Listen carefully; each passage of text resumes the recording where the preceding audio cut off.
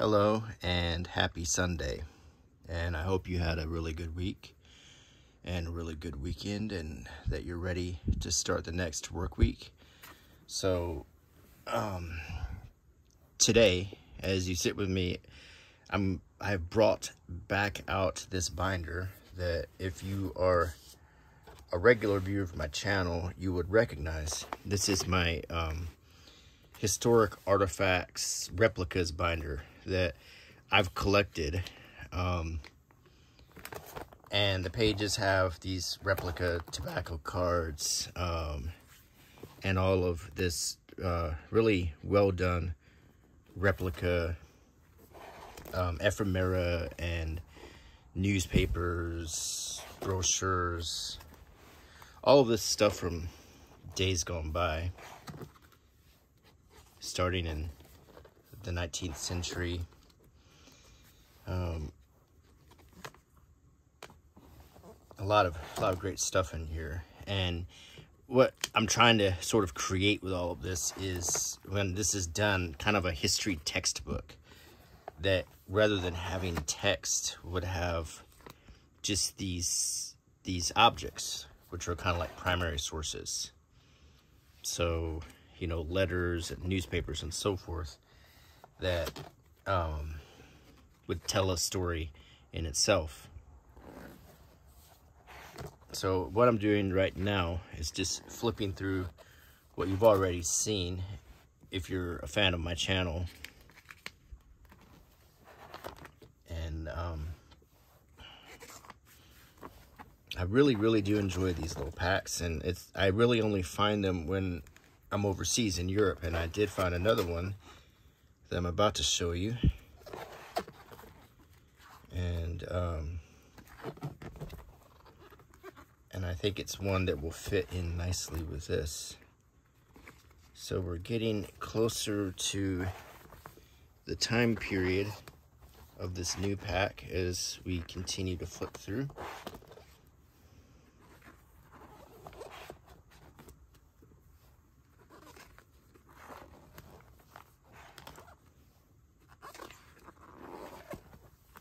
And we're coming out of World War I.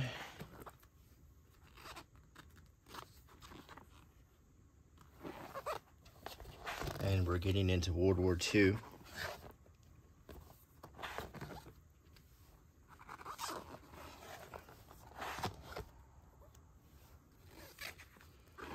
And here we've landed.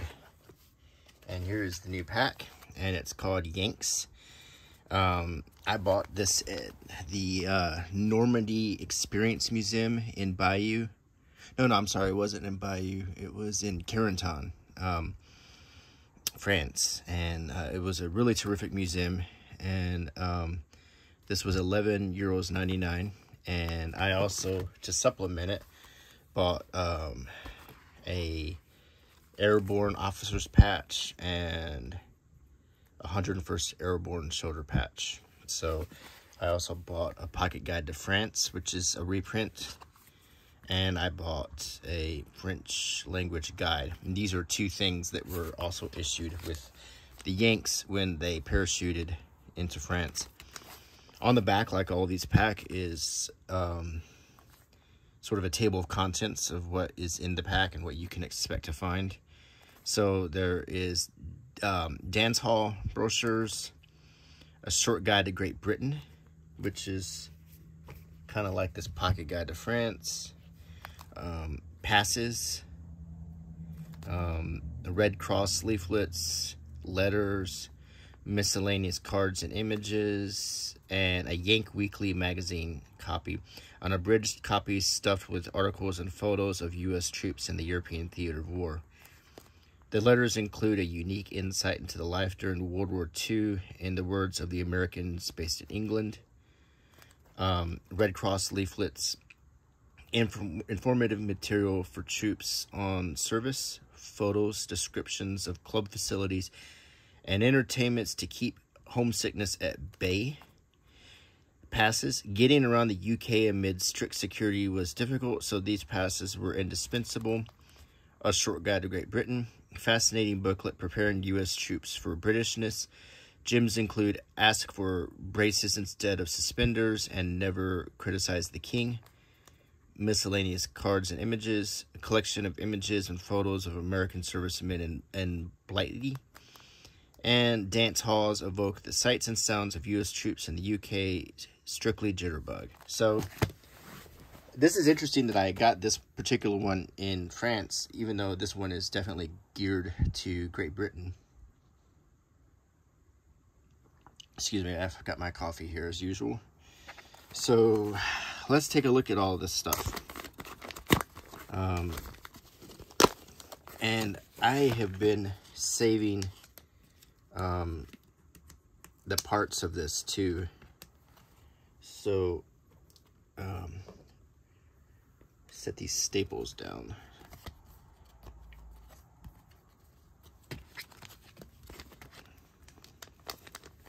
So someone steps on them. So yeah, I've been saving these parts, and I'm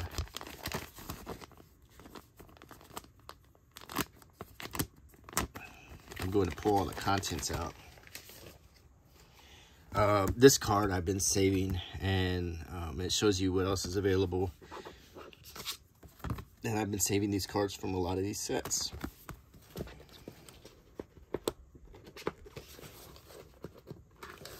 I just put them in the little pockets in my binder. So, to begin,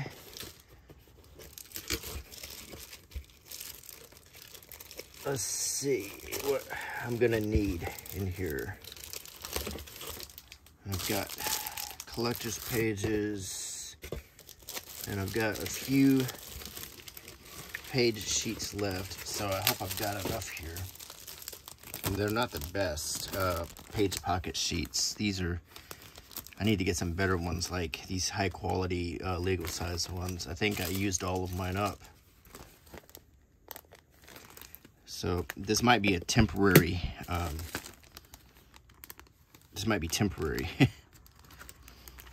I've only got a few of these, so I'm gonna have to make the most of them.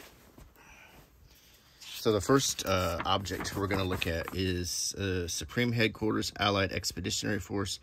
This is the famous letter from Eisenhower, General of the Army, that was handed to all of the soldiers and paratroopers who participated in the Normandy invasion. And I'll read it. Soldiers, sailors, and airmen of the Allied Expeditionary Force, you are about to embark upon the great crusade toward which we have striven these many months.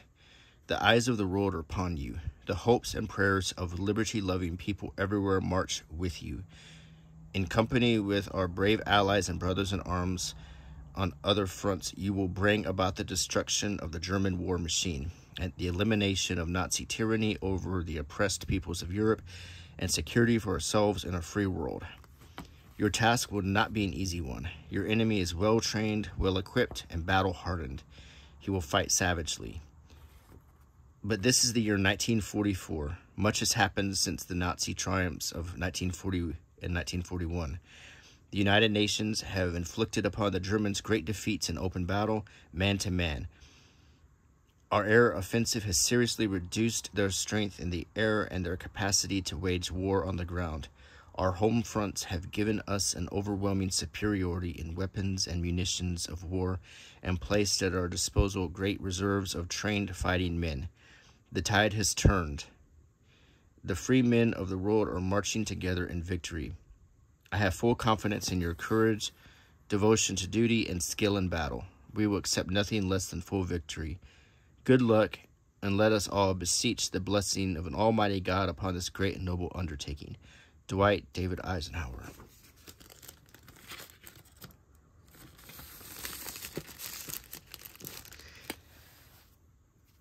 Let's see if I can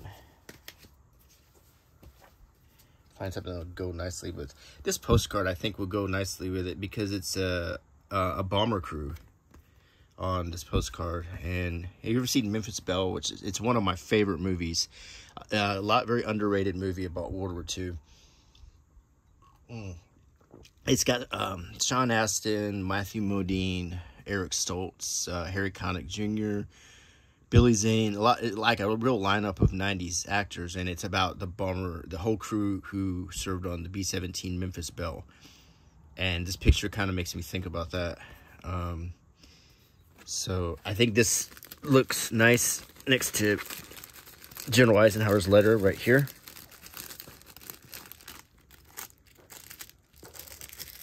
And actually, this is the lousiest. Compared to the inserts I already have in here, this is some lousy stuff here. I think also,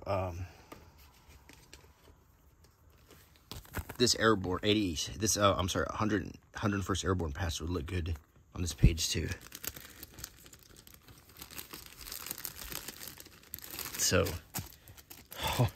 very temporary, folks. This is about the worst sheet protector I've ever seen. Surely, they're all going to be about this bad. Yeah. Okay, let's turn the page. At least everything seems to be staying together.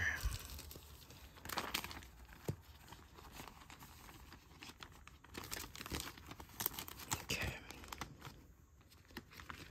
Let's put a few in here.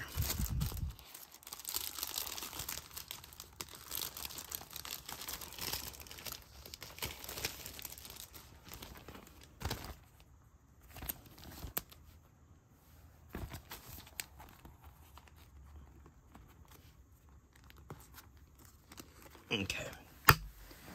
Next, let's look at this Red Cross stuff. Make sure we got it all here.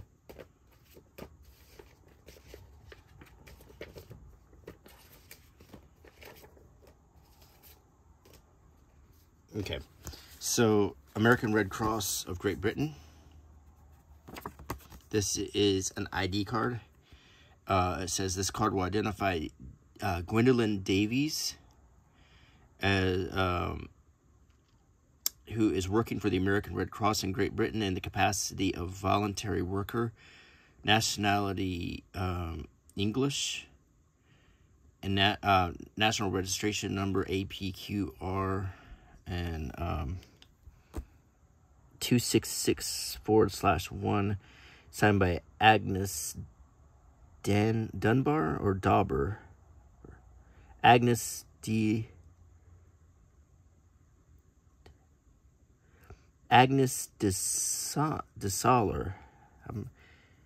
It's very difficult to read the signature there. Title, something voluntary personnel, September 1942. So this is her Red Cross ID card. And this is a special tour around London, American Red Cross, Hans Crescent Club, Knightsbridge, London, SWI.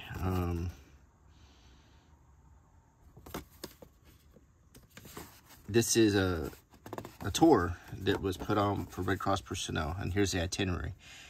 Underground, 10 a.m. punctually, leave Hans Crescent for Hyde Park Corner via Knightsbridge Underground Station. Apsley House, number 1, London, and statue of Arthur Wellesley, Duke of Wellington, number 145, Piccadilly, Quadriga, Constitution Hill, and Buckingham Palace for the changing of the guard, which takes place every other day. The Queen Victoria Memorial in the Mall, St. James Palace and Park, Marlborough House, and home of Her Majesty Queen Mary. Carlton House Terrace, built on the site of Carlton House, where the Prince Regent lived. Statue of the Duke of York. The Admiralty Horse Guards Parade, Trafalgar Square, and Nelson Column. Whitehall and Downing Street. The Cenotaph, Houses of Parliament, and Big Ben. Westminster Bridge and River Thames. Parliament Square and statues of Abraham Lincoln and Benjamin Disraeli. Tour of Westminster Abbey, the grave of the unknown warrior. Memorials to William Pitt, Earl of Chatham, William Pitt the Younger, Sir Robert Peel, Lord Tennyson, Robert Browning, Charles Darwin, David Livingstone, John and Charles Wesley, founders of the Wesleyan Church, and Charles Dickens, etc. by underground from Westminster to Blackfriars for the bombed areas of the City of London. Tour of St. Paul's Cathedral. This includes the crypt, which contains the funeral car of the Duke of Wellington, as well as memorials to Lord Nelson Wellington, Florence Nightingale, William Fisk, and many others. And that's the end of the tour. So this sounds like a really great tour put on for most likely non-English volunteers for the Red Cross, so they could get a feel for the City of London. And I apologize if I butchered any pronunciations. I had to go to England before I even knew that that river was not called the Thames but the Thames. So I mean, I've learned new pronunciations every time I'm in England. And since I've been in France so much lately, I have to learn a lot of French pronunciations too. So I'm doing my best. And I know I have some English people watching this video, so I'm sure they're all really nice and they'll be understanding. So I think I'm gonna flip this card so we can see her face. And then the last thing, this is American Red Cross Eagle Club reopening. And the Eagle Club, I'm guessing, is like an American thing. The Flying Yanks Dance Floor Show. And it says under the emblem, they shall mount up with wings as eagles, they shall run and not be weary, and they shall walk and not faint, by Isaiah. On the back is American Eagle Club trophy cup. And inside, this is just a photo. It's some pictures of the Eagle Club. There's a lounge. It's the corner of the lounge. It looks like real comfortable furniture. A barber shop. And it looks like a movie theater or something. So basically entertainment for the Americans who are there. So this will be our Red Cross pocket here. And that looks really good. Okay, next. I sure hope this is going to fit in this pocket. And it just might. So this is London ArcLight. What is this? Here's how. Now you've arrived in the European theater of operations. For a while, many phases of your new life will be strange and bewildering. Nickels and dimes and quarters are things of the past. Instead, there'll be 3-penny bits, shillings, and half-crowns. The left-hand driving will probably drive you crazy. But you will meet bits of America over here, and that's no accident. It's a carefully planned program to provide you in the armed forces and overseas duty with as much home-like atmosphere as possible. This program is the gift of the folks back home to you through the American Red Cross. So this really should be in the Red Cross pocket.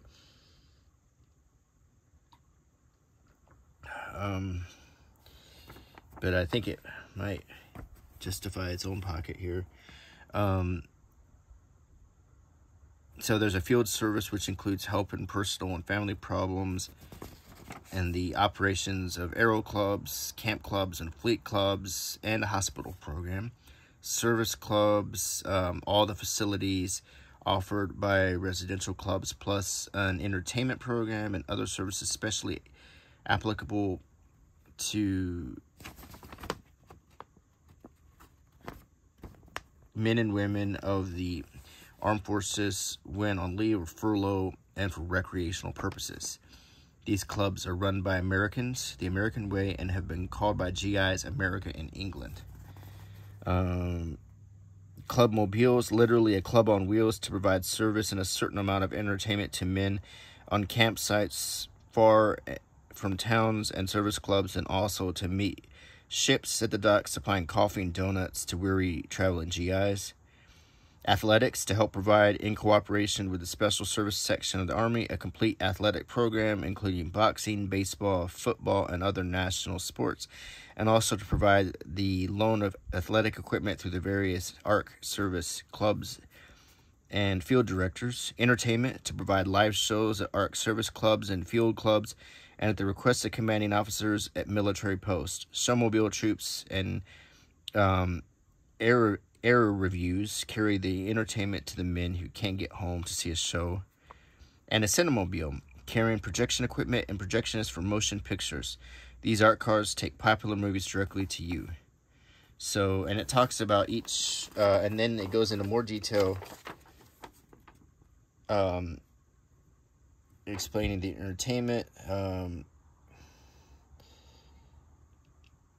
like talking about the programs and the bands you can see, quiz shows, bingo, discussion groups.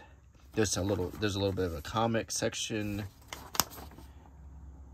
and it just shows like you can read hometown newspapers, eating waffles, you know, American style waffles, a hayride to London, a smoke, a book, and an easy chair in the lounge, relaxation in an aero club. So the whole idea of this was, you know, when you were on leave or whatever, you wouldn't get too homesick. You could, you know, have something that makes you feel like you're back in the States.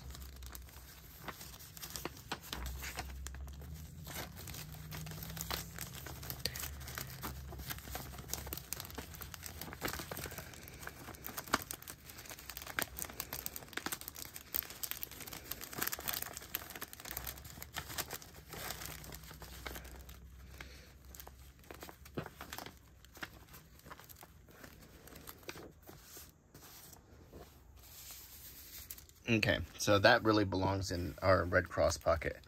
So I think all that is Red Cross relevant stuff. I don't know if this Yank magazine will fit, but we'll see. And I don't think so, so I think it's gonna have to be folded, which kind of stinks because I might actually put this in the back pocket so it will press and unfold. But this is a copy of Yank, the Army Weekly. Not like Stars and Stripes, which is a newspaper, but Yank was much more of a morale boosting magazine. Stars and Stripes had a lot of articles that were even critical of the Army in it. So it's 3rd February 20th, 1944, the British edition of Yank. Here's a wave at work. Women's Auxiliary. What did wave stand for? Women's. Maybe it was Air Volunteer. Oh my gosh, I can't remember, and I'm embarrassed because this is something I should know, with the wax, the waves, and all of them stood for. So sometimes I just get. Someone will probably leave that comment. And here's some comics on the back. Understand they've taken it back to the States. So there's just some comics that soldiers can relate to and kind of feel good. RTO means railway traffic officer, and you don't have to be an officer to be one. In this case, he's a corporal, one of those headaches to make sure that American soldiers don't get lost, strayed, or stolen in the web of British railways. But there's always one guy out of a train full who will end up in Liverpool asking, is this Edinburgh? So, life of a railroad train officer. So,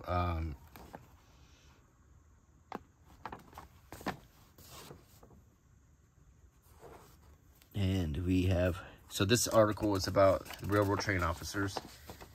Here's letters answered, you know, printed and answered to Yank.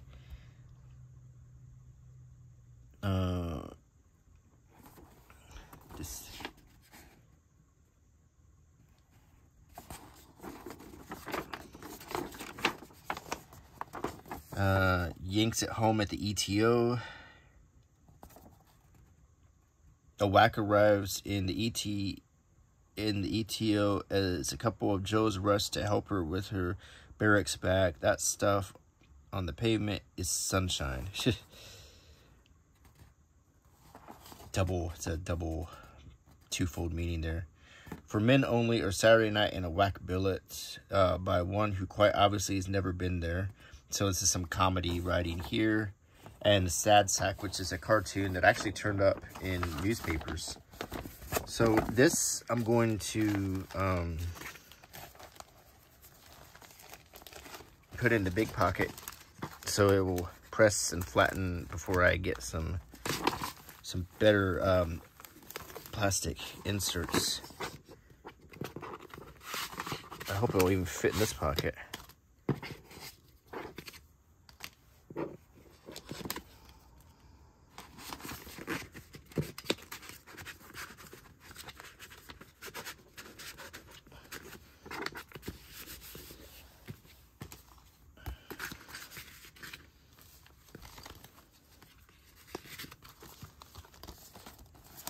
Put some of these on the other side. Okay. I hope that'll press. Because I'd like to have that in shape where I can, you know, read it flatter. Okay. So, I think I'm going to put these two next to each other because these two books are the equivalent of each other for two different countries. So this is a short guide to Great Britain, War and Navy Departments, Washington, D.C. And this is a pocket guide to France by the War and Navy Departments of Washington, D.C. And there's important signs on the French one and British officers' insignias on the American one, so we know who to salute and who not to. For military personnel use only. And a short guide to Great Britain, prepared by the Special Service Division. I like how the cover is hard cardboard, but the pages feel like the right kind of paper. You even see the rust where the staples would have left. English versus American language, British money, weights and measures, some important do's and don'ts. That's the interesting stuff. So let's look through this. Introduction. You're going to Great Britain as part of the Allied offensive to meet Hitler and beat him on his own ground. For the time being, you will be Britain's guest. The purpose of this guide is to start getting you acquainted with the British, their country, and their ways. America and Britain are allies. Hitler knows that they are both powerful countries, tough and resourceful. He knows that they, with other United Nations, mean his crushing defeat in the end.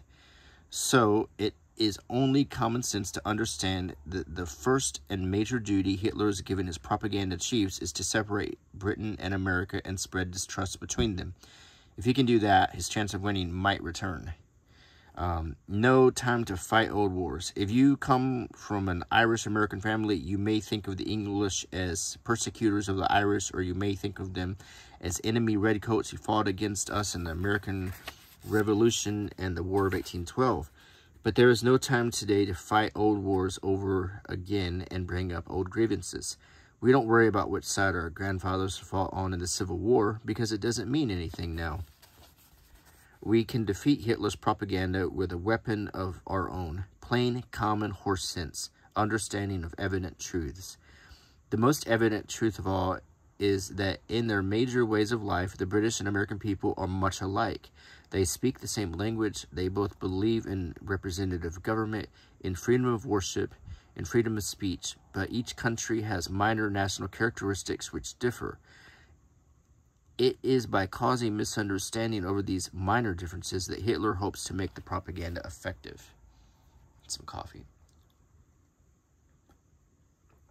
Okay. British reserved, not unfriendly.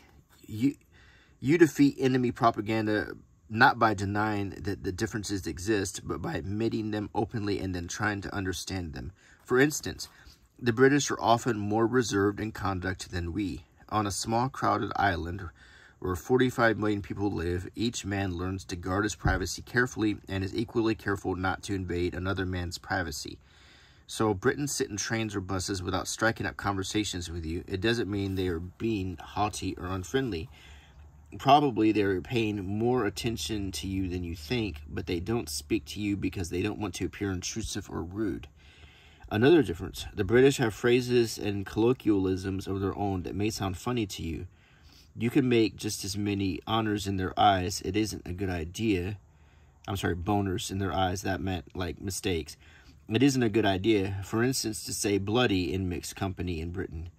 It is one of their worst swear words. To say, I look like a bum is offensive to their ears, for to the British this means that you look like your own backside. It isn't important just to tip if you're trying to shine in polite society. Near the end of this guide, you will find more of these differences of speech. British money is in pounds, shillings, and pence. This also is explained more fully later on. The British are used to this system and they like it, and all your arguments that the American decimal system is better won't convince them. They won't be pleased to hear you call it funny money either. They sweat hard to get it. Wages are much lower in Britain than America, and they won't think you smart or funny for mocking at it. Okay. Don't be a show-off. The British dislike bragging and showing off. American wages and American soldiers' pay are the highest in the world. When payday comes, it would be sound practice to learn to spend your money according to British standards. They consider you highly paid. They won't think any better of you for throwing money around. They're more likely to feel that you haven't learned the common sense virtues of thrift. The British Tommy is apt to be especially touchy about the difference between his wages and yours. Keep this in mind. Use common sense and don't rob him the wrong way. Rub him the wrong way. There's a lot of good, blunt information in here, and the British are tough. Don't be misled by the British tendency to be soft-spoken and polite. If they need to be, they can be plenty tough. The English language didn't spread across the oceans and over the mountains and jungles and swamps of the world because these people were panty wastes. 60,000 British civilians, men, women, and children have died under bombs, and yet the morale of British is unbreakable and high. A nation doesn't come through that if it doesn't have plain common guts. The British are tough, strong people, and good allies.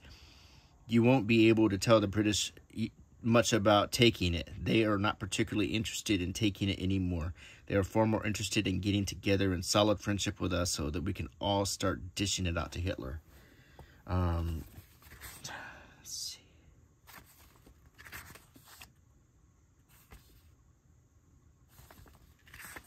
A lot of good information in here.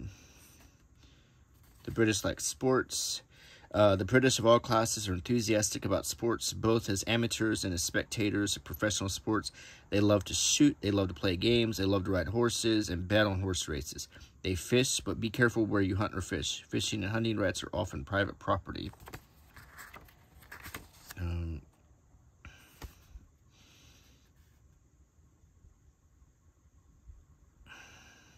The British have theaters and movies, which they call cinemas, as we do.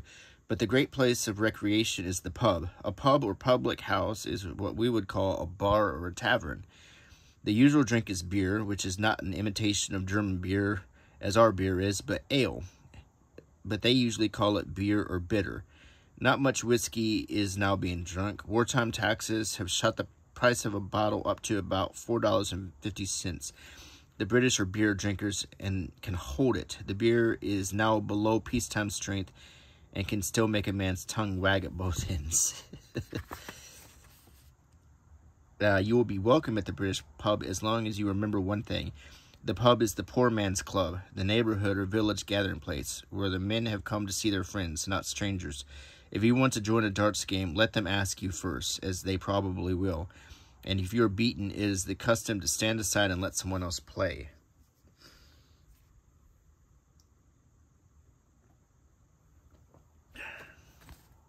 Keep out of arguments.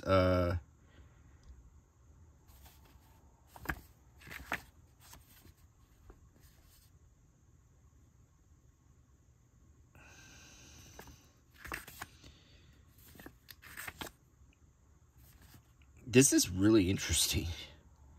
I mean, this is the kind of stuff that is really fascinating to read. Some hints on British words. British slang is something you will have to pick up for yourself.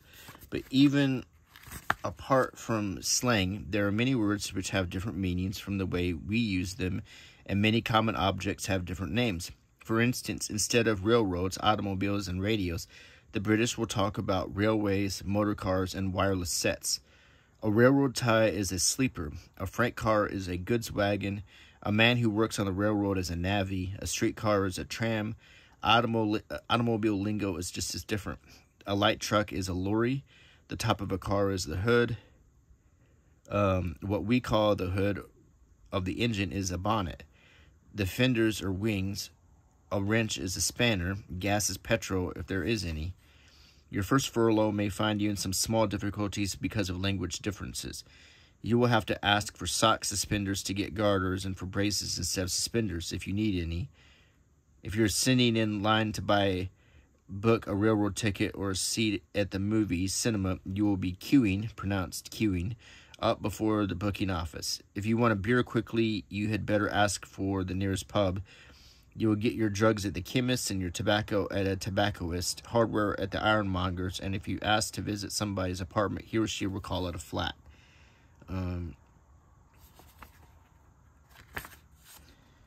Here's some do's and don'ts. Be friendly, but don't intrude anywhere it seems you aren't wanted. You will find the British money system easier than you think. A little study beforehand on shipboard will make it easier. You are higher paid than the British, Tommy. Don't rub it in. Play fair with him. He can be a pal in need. Don't show off or brag or bluster, swank, as the British say.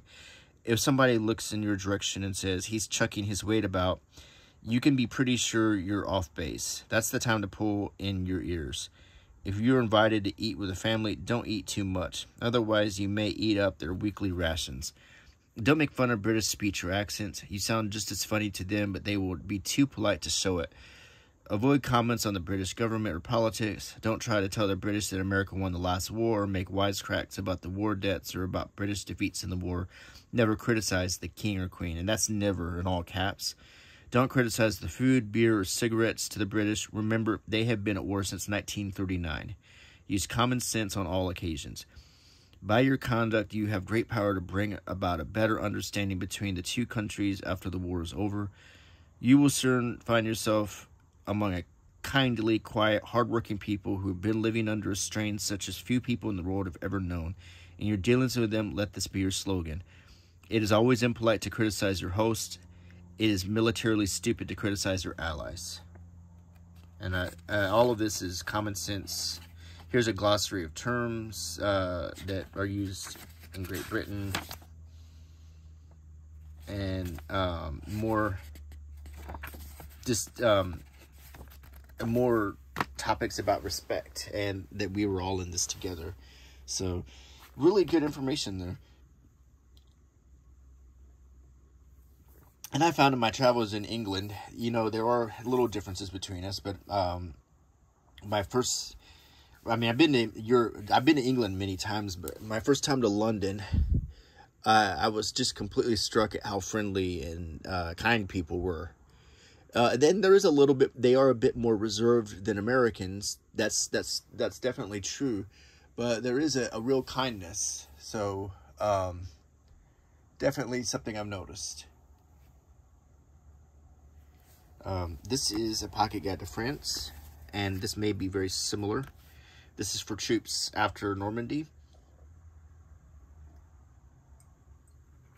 And here's the contents, why you're going to France, the United States soldier in France, meet the people, security and health, you're a guest to France, mademoiselle, a few pages on French history. It talks about occupation, resistance, necessary surgery, a quick look back, churchgoers, the machinery,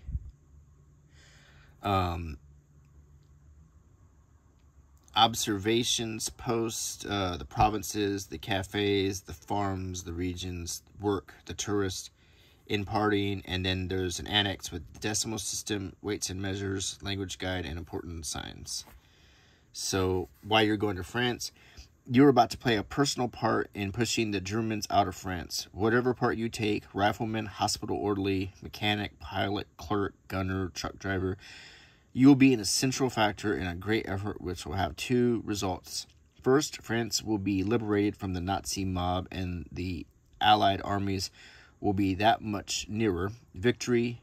And second, and the enemy will be deprived of coal, steel, manpower, machinery, food, bases, seacoast, and a long list of other essentials which have enabled him to carry out his war at the expense of the French. So, meet the people. Most of you are no doubt wondering what kind of people the French are. You will soon see for yourselves. You will find that aside from the fact that they speak another and very musical language, they are very much like a lot of people you know back home. Here are a few facts about them which apply generally, but you must remember that each of them is an individual and that Pierre Ducrot is as different from Paul Boucher as you are from Joe Jones. So,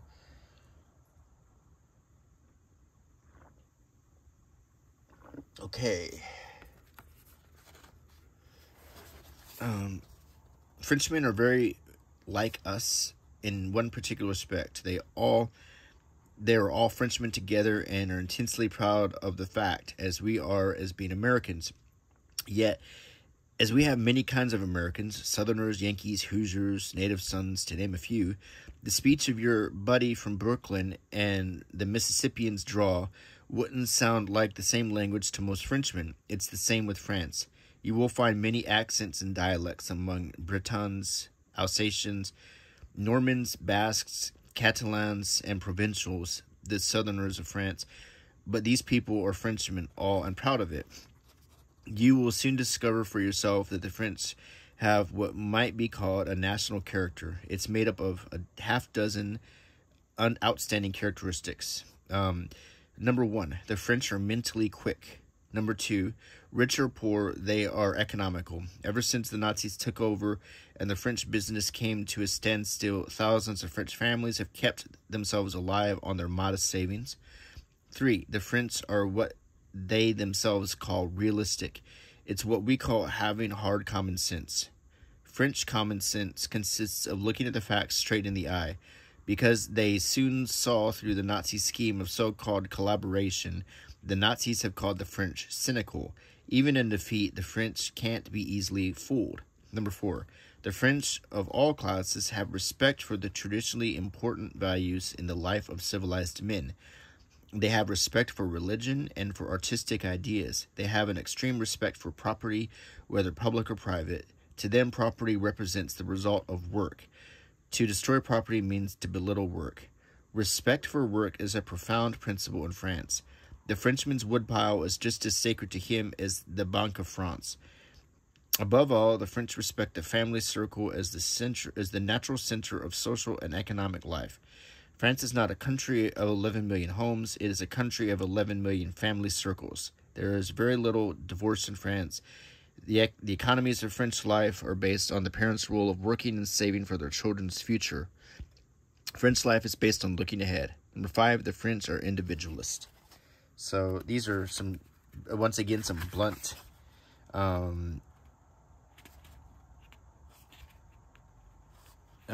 security and health. Let's look at this. You probably won't get mixed up with anything as glamorous as Matahari. The Germans have wised up and are sending around much less obvious spies these days. Don't forget that along with the Nazi army, an occupation came with the Gestapo almost 4 years ago. You can be sure that by this time, their system for finding out what Hitler has and his bullies want to know is working pretty smoothly. The best thing for you to do is keep any information of value to the French enemy which may have come your way strictly to yourself. The Frenchmen with whom you make friends won't be offended if you become silent as a stone when military subjects come to you. Far from it, they will applaud you, since they have had to learn the value of silence themselves during the occupation. As friendly as you like with anyone who wants to share your friendship, just don't discuss anything connected with the operations of your unit or any other way you may have heard about it. Remember the wolf in sheep's clothing. So, there's a movie with Brad Pitt, called Allied, that's somewhat about that. A spy who poses as a French, even as a French resistance member. If you're a guest of France, if you're billeted with a French family, you will be in a more personal relation than if you were in a barracks or a hotel. Remember that the man of the house may be a prisoner of the Nazis along with 1.5 million others like him. Treat the women in the house the way you would want the women of your family, your wife and your girl treated by men while you were away. This needs no further explanation. So a lot, there's, I mean, I could, okay, this looks interesting. This, Mademoiselle, France has been represented too often in fiction as a frivolous nation where sly winks and coy pats on the rear are the accepted form of address. You'd better get rid of such notions right now if you are going to keep out of trouble. A great many young French girls never go without a chaperone, day or night. It will certainly bring trouble if you, on your base if you conduct. It will certainly bring trouble if you base your conduct on any false assumptions. France is full of decent women and strict women. Most French girls have less freedom than girls back home. If you get a date, don't be surprised if her parents want to meet you first to size you up. French girls have been saying no to the Nazi soldiers and officers for years now. They expect the men in the American army to act like friends and allies. Should you find some girls whose charms induce thoughts of marriage, here are a few points to think over.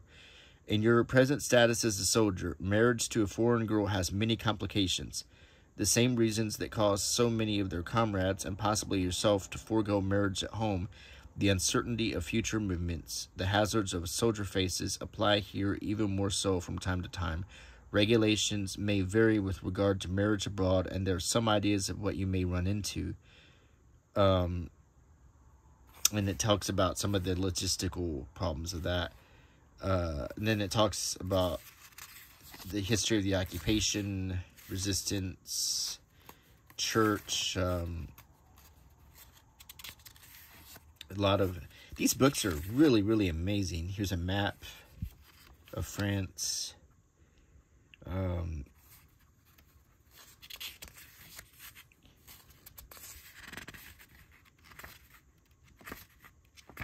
And then we have the metric system, which wasn't widely known in America at the time. And then here's some greetings in French.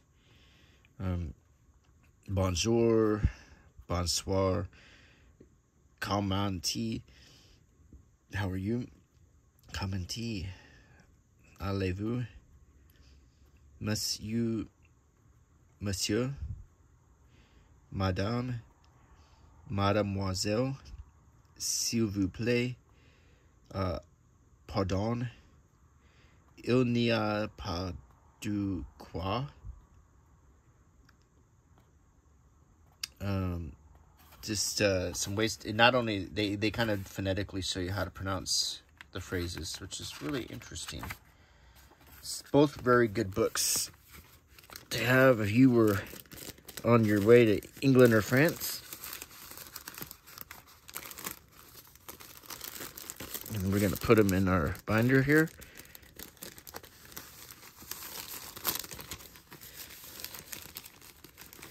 Really glad to have these. Okay. Let's turn the page. And I think this last book here is a French language guide, and it would probably fit nicely with these other books because this is strictly just how to communicate in France, and it's mostly phrases with that phonetic, but much more expanded than those little phrases in the back of that one. So very handy to have.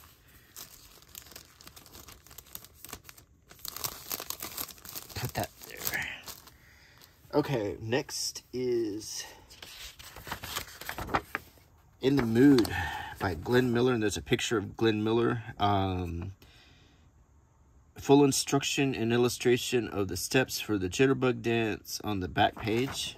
And look, we have how to do the jitterbug on the back and In the Mood. So this is a nice little pamphlet.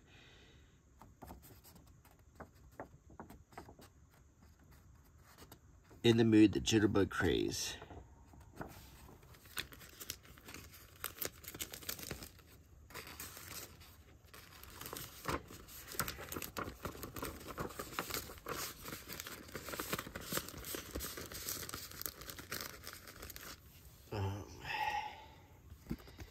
Here's another nice picture of some American sailors amongst the British kids. You see they're holding up a picture of George Washington, trying to make the soldier feel welcome. Hero worship in Washington. Washington CD, that is no typographical error. Washington, County Durham, England, is the little English village from which Washington, D.C. took its name. It is much visited by American soldiers and sailors of the AEF. 3 U.S. gobs are the center of an admiring crowd of village children here. None in the background, the American flags and portraits of George Washington. So that's just a nice little way of showing that we're all in this together. And I'm going to put this here with Glenn Miller. And we've got another thing that is kind of entertainment oriented. We're glad to be able to welcome men from the USA. Whoop. And the Lord Mayor and Lady Mayoress cordially invite you to a welcome dance. So, I think this will look nice.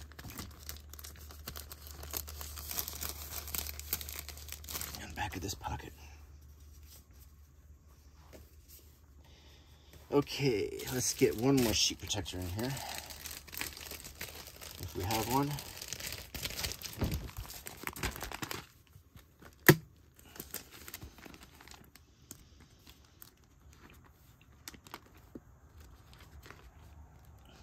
Okay, so next is a letter. My dearest wife, it's written 1944, August 9th. So this is after Normandy invasion. Here's the tired old man back again with some of the news of the day. Last couple of days have been so full that I've lost trust of time completely. So this is a weary soldier writing to his wife. Actually, the handwriting is a little hard to read, but this just also interestingly shows you the style of handwriting from that time period, which is just kind of neat. Definitely look good in my binder.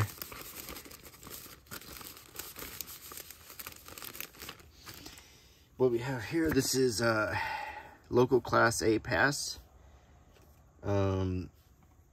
This authorizes the bearer to be in the following towns and surrounding areas: Slough, Marlow, Windsor, Reading, Staines, Maidenhead, and Uxbridge. So this is just like a travel pass. It's stamped. So if the soldier was carrying this item, he would be fine to visit these places.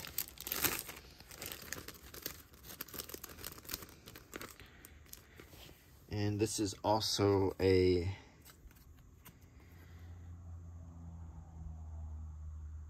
a ticket. Central Line, London Transport, U.S. Army personnel. So this is a transport ticket. So if you were on furlough or leave, you would have the ability to move around. And I think it will go good in a pocket folder like this. So I think the next thing I'm gonna add, because I think we're at that point of the video where we're gonna be looking at the tobacco cards and small pictures, so this will probably go nicely.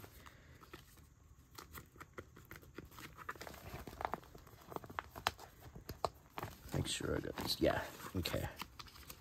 Yeah, it fits good here. Actually, you know what? I think these, yeah, these are too small for what I'm about to put in here. I'm gonna need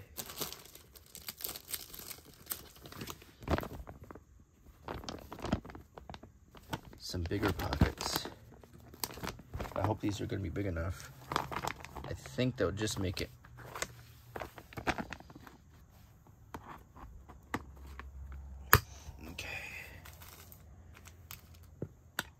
Well, I could even go one up bigger, I think.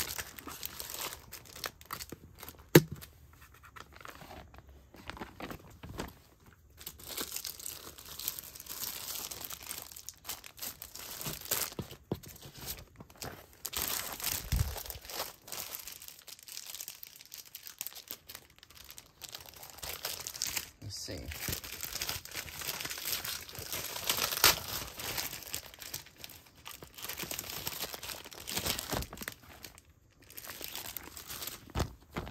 Yeah, I think this is better. Okay, so we have, this is one of my favorite parts of the video. This is the tobacco cards part. So you can take these apart.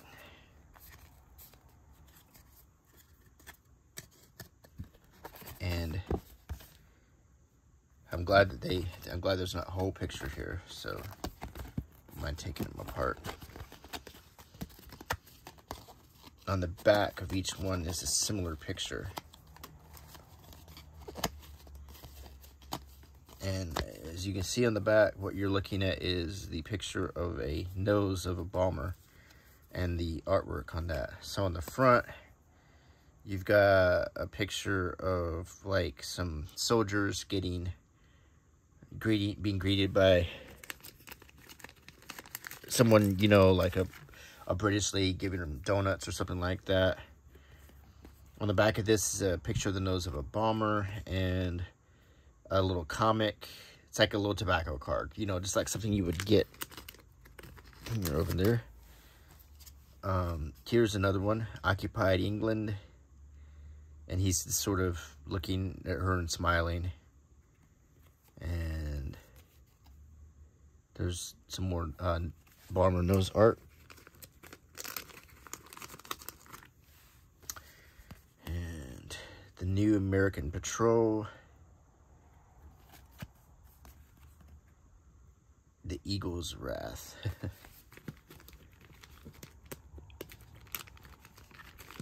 Oh, where's the pocket at? Did I?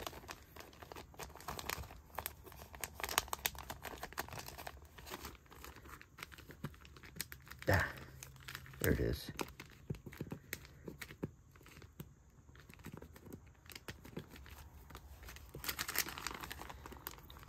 Oh, here's this one.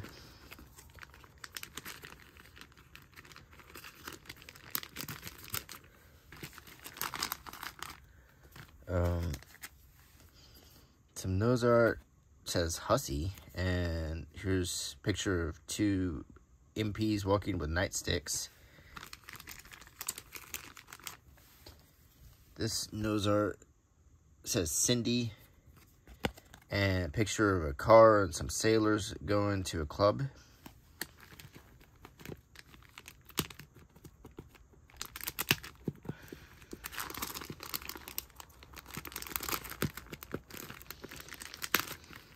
It does not want to open up.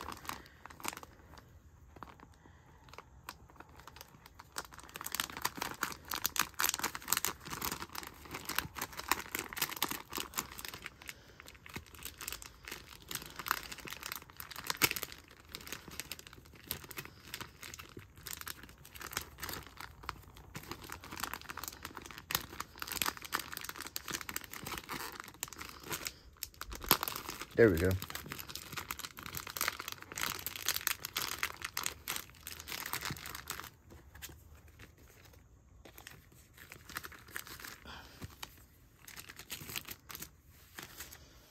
Okay, I put it in upside down.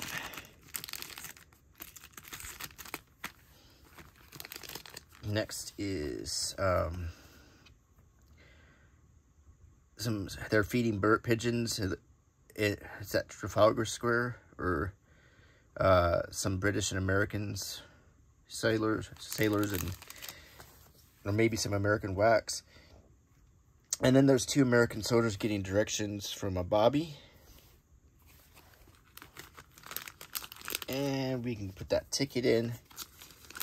And finally, I think our patch will look good right here. And that sums up this journey with lots and lots of stuff to look at. And boy, this video took about an hour. So I hope you stuck around for the whole time. We looked at a lot of stuff in it.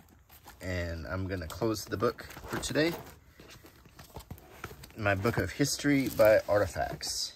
And I certainly hope you enjoyed the video. I sure enjoyed being with you. And if you like my channel, please subscribe and click the bell icon. I you'll hear from me at least once a week, if not twice. And and leave a comment, and I answer them eventually. I'm a little slow on answering them sometimes. I work a lot, and so this is my hobby. This is what I like to do. And if you know about my channel, I don't really do this for the money. I don't even have mid-run ads, so you have more enjoyment. You won't get interrupted. I do this just for the pleasure and knowing that people like it. So that's why I do the channel, and your comments always help me, reinforce that. So anyway, until next time, bye.